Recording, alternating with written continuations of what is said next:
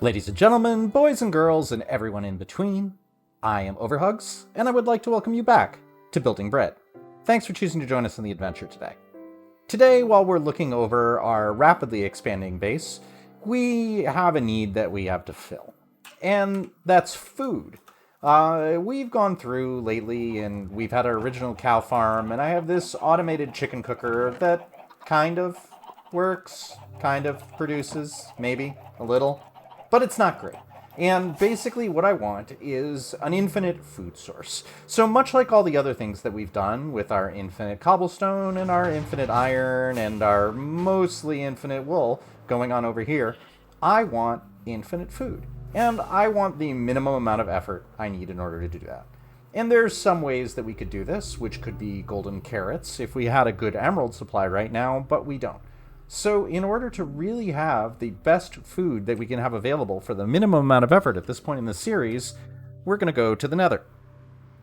And no, I don't really want to eat ghast. They're not that tasty. So now that we're in the nether, what we want to do is go over and find ourselves a crimson forest. And since we've already explored this region of the nether, we know there's one over this way. Hello, portal. And here we go. This is exactly what we want. This is a crimson forest. In a crimson forest, you generally find two types of mobs, along with the zombie piglins that are pretty much everywhere. What you find are the regular piglins and hoglins. And hoglins are a new mob as of 1.16, as this is a new biome. And hi, I'm recording. Do you mind? Really? Thank you. Jeez, ghasts. Always interrupting. You are not going to be my lunch. Alright, so let's find ourselves a hoglin to show exactly what we're talking about here. And this shouldn't be that hard. They're pretty much all over the place. We have quite a few piglins. Quite a few piglins that want to say hi for some reason. Here we go. So this is a hoglin. And let's get out of the way so that we can take a look at it without worrying about being gored. Where did you go? I just want to be friends. Hello.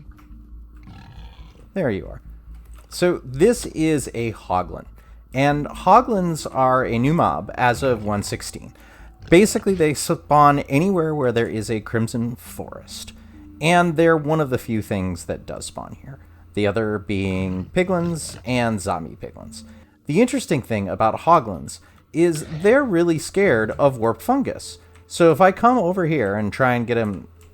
So now you don't want to eat my face? You wanted to eat my face a second ago. Hello? Warp fungus. Warp fungus. Yeah, he's trying to get away. He really can't. I don't know what's going on there. So let's cheat a little bit and, boink. Boink. Alright, there we go. So the interesting thing about these guys is they will try and eat face until you drop a warp fungus. And then they're very scared of a warp fungus. They want nothing to do with them. As you can see, he ran all the way over there and is still kind of freaking out. The other interesting thing about hoglins is sometimes the piglins will hunt them. Like, as you can see what's going on right now. They're trying to hunt. I don't know who's going to win this. We're going to come over here to our warp fungus again.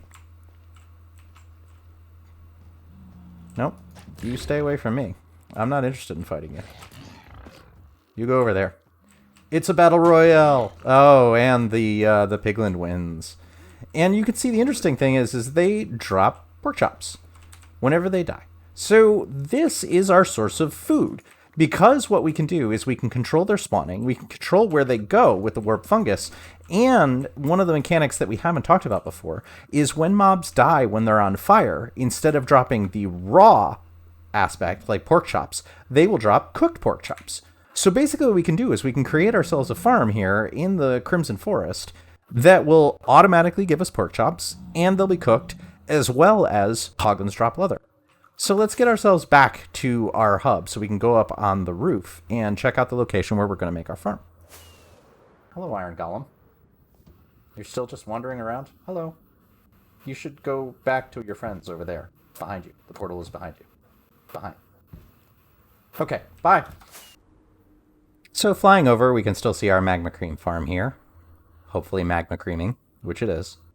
And if we keep going west, eventually we will run into where we just were, right here in this same Crimson Forest. So let's fly back. And the reason we're on the nether roof here is because this gives us the ability to avoid having to spawn proof.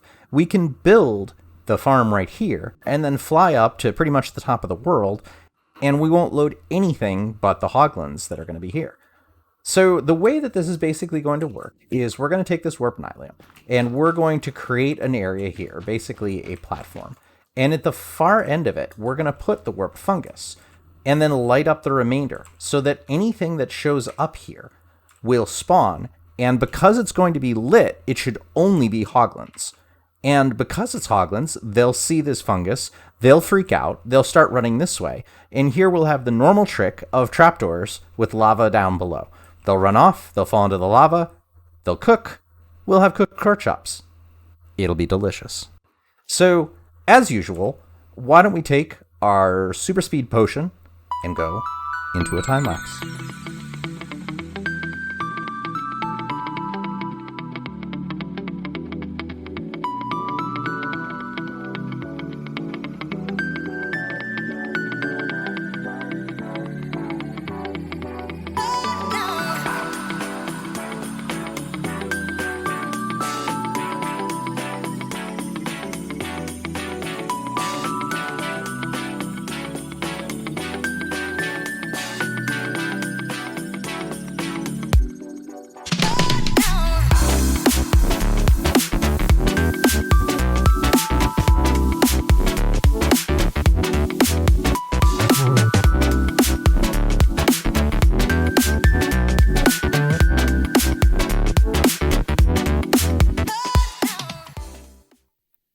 And here we are back on OverHugs, our cam account. And we'll go over how this farm exactly works now that it is actually running. So we'll zip down here back to the bottom of the world, and you'll see that right now there's nothing, but packs of Hoglins will continue to spawn in. And what happens is they see this fungus here. And any Hoglin that spawns will be terrified for up to 7 blocks away from the fungus. And sometimes, for some weird reason, even with the trapdoors, sometimes we get a Hoglin that will just run back and forth and back and forth and back and forth. And that's why we put the trapdoors here on the edge, because this will catch the rare one that happens with that. And if that happens, it will block spawning for quite a while. I saw when I was testing this, the spawn rates go quite down when we didn't have it. So adding it in was a pretty big benefit. You see we're getting quite a lot. There's a lot of packs spawning, and I've left this running for about 15 minutes so far. And let's go down here and check and see what we've got. So it's not bad. It's producing pretty well. We've got quite a lot of pork chops and quite a decent amount of leather, too. We won't get anything from the babies. The babies don't drop anything at all. And what we could do if we wanted to is just stack another layer on top of this and do the same thing again and share the same spawning central lava blade, because that will just work. The way that we're also separating the items here is, ooh, and that's a mistake. We'll have to fix that. That's going to mess with our efficiency. Is that these are all slabs, and the slabs is the exact same trick we used before with the chicken farm, is that it will keep a bit away from the lava. And as you see, like once these things come in and fall in, they will fall over and die, and the items will be automatically picked up by the hopper through the slab because it is half a block. So this is how we end up getting all of our cooked pork chops without actually having to cook it. Pretty neat, huh? And here we are after an hour of being AFK. And this is pretty good. I don't think we're going to need any food anytime soon. But, like I said, I'm a fan of really going through and not wasting my time, and creating farms that require the minimum amount of time at them to get the maximum effort. So, why don't we go ahead and build another lair?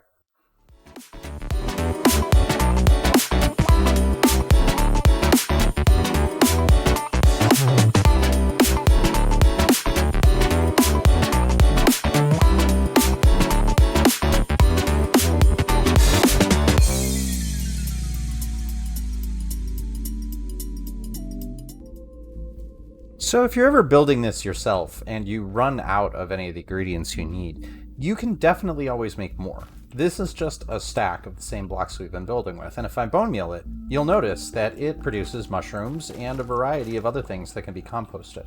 So if you need more of those, then that's all you have to do, is just go through and bone meal, and eventually it will gather up the material that you need. If you find out that you don't have enough nylium as you're building this, you can make more of that too. All you have to do is take regular netherrack and have it be adjacent to a nylium block, and if you bone meal it, it will turn into the nylium. So this is one way that even if you run low and you're not right next to the biome, it's easy to create the materials that you need. So rather than showing a time lapse of building the same layer again, I figured I'd show a minute or so of what it looks like when the Hoglins are producing with 3 full layers. So, here you go. Okay, so now that we've gone and built 3 layers of this, I let it run for maybe about 15 minutes, and pretty good. Pretty good yields. Pretty good yields. I think we're set for food for a while. So now that we finished that farm, I figured one thing that would be fun to do is fix this portal. It's kind of boring. Dull obsidian, just some stone. We can do better than that. Plus, it's Spooktober. So why don't we make this a little scary while we're at it? One of the things we need to do in order to do this build is get a great deal of black concrete. And what happens with concrete is made by combining sand, gravel, and a dye. And that gives you concrete powder, of which we already have quite a bit of. Now, concrete powder can only be made into concrete by exposing it to water. And what you can do is, if you're only doing a very, very basic amount of concrete like we are right now, you can set this up so that you set up 2 water sources like this. You dig out a T, make 2 water sources like we're doing right now, stand right here and put this in your offhand and put the pick in your main hand. And what you can do basically is hold down both buttons. And what this will do is, if you do it the right way and put it in the correct place in the first place, is you will get concrete just by holding down each button. And what this will do is this will make concrete in a relatively quick amount of time. It's definitely not as fast as if, say, we were making a concrete maker, but that's another episode. So what we'll do here, for the amount of concrete that we need to make, is just do it this way and make a couple of stacks, because realistically we only need about 5 stacks. So this is pretty fast. As you've seen, we've gone through a stack already, and we're a third of the way through the next stack. So this will realistically take maybe 3 or 4 minutes. A lot of the builds that we're going to have in the future, which need many, many stacks of concrete, will definitely make a concrete maker. And that concrete maker will behave very, very similar to how the cobblestone generator is done, where pistons will push the concrete around, and then a TNT duplicator will blow it up and we'll reclaim it that way. That is absolutely another episode. And rather than sitting here and watching all the concrete, I figure we should take a super speed potion and go into another time lapse. Today is clearly Timelapse Day.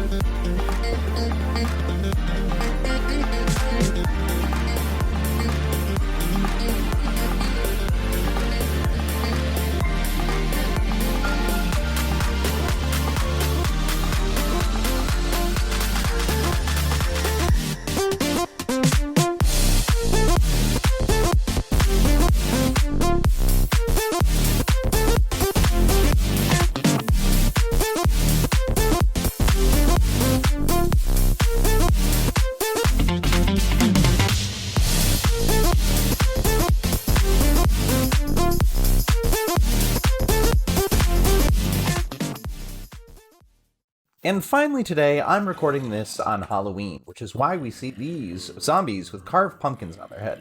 What I'm going to do for the rest of the day is try and get one to spawn that actually has a jack-o'-lantern.